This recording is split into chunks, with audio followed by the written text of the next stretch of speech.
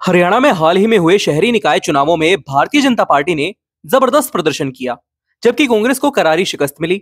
विधानसभा चुनाव में मात खाने के बाद कांग्रेस को शहरी निकाय चुनावों में भी हार का सामना करना पड़ा।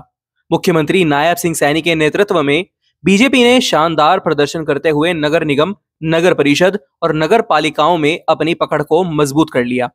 वहीं कांग्रेस गुटबाजी और कमजोर संगठन के कारण पूरी तरह से शहरी राजनीति से बाहर होती नजर आई। हरियाणा में 38 शहरी निकायों में चुनाव हुए थे, जिनमें 10 नगर निगम, 5 नगर परिषद और 23 नगर पालिकाएं शामिल थी। इन चुनावों में बीजेपी ने बेहतरीन प्रदर्शन किया। राज्य की 10 नगर निगमों में से 9 पर बीजेपी ने कब्जा जमाया, जबकि मानेसर नगर निगम से निर्दलीय उम्मीदवार ने जीत दर्ज की। इसके अलावा 5 नगर परिषदों पर भी बीजेपी ने क्लीन स्वीप करते हुए सभी सीटों पर जीत हासिल की। वहीं 23 नगर पालिका सीटों में 8 पर बीजेपी ने कब्जा जमाया, जबकि 15 निर्दलीय उम्मीदवारों ने जीत दर्ज की। कांग्रेस की लगातार हो रही हार की सबसे बड़ी वजह उसकी अंदरूनी गुटबाजी और निष्क्रियता मानी जा रही है। कांग्रेस के बड़े नेता जैसे कि पूर्व मुख्यमंत्री भूपेंद्र सिंह हुड्डा, सांसद कुमारी शैलजा, रणदीप सिंह सुरजेवाला और कैप्टन अजय यादव पूरी तरह से चुनाव प्रचार में सक्रिय नहीं दिखे। इन नेताओं के बीच तालमेल की कमी के कारण कांग्रेस के उम्मीदवारों को चुनाव मैदान में अकेला छोड़ दिया गया। इसका नतीजा यह रहा कि कांग्रेस के प्रत्याशी न सिर्फ बीजेपी बल्कि निर्दलीय उम्मीदवारों से भी हार गए। बीजेपी को इस चुनाव में ट्रिपल इंजन सरकार का फायदा मिला। केंद्र और राज्य सरकार की योजनाओं और विकास कार्यों को जनता के बीच मजबूती से रखा गया।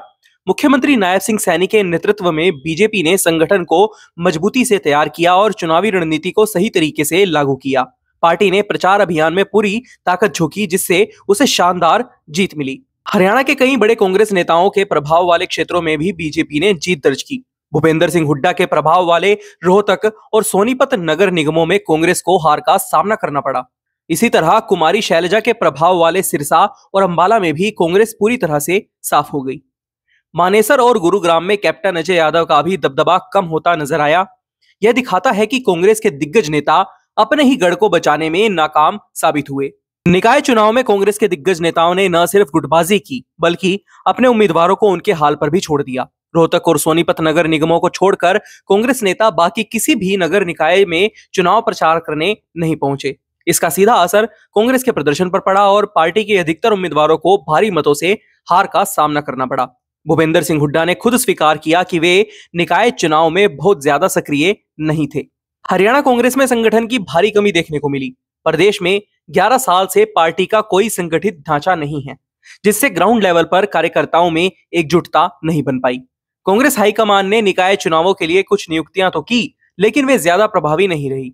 कई जगहों पर पार्टी को उम्मीदवार तक नहीं मिले, जिसके चलते कांग्रेस को निर्दलीय उम्मीदवारों का समर्थन करना पड़ा।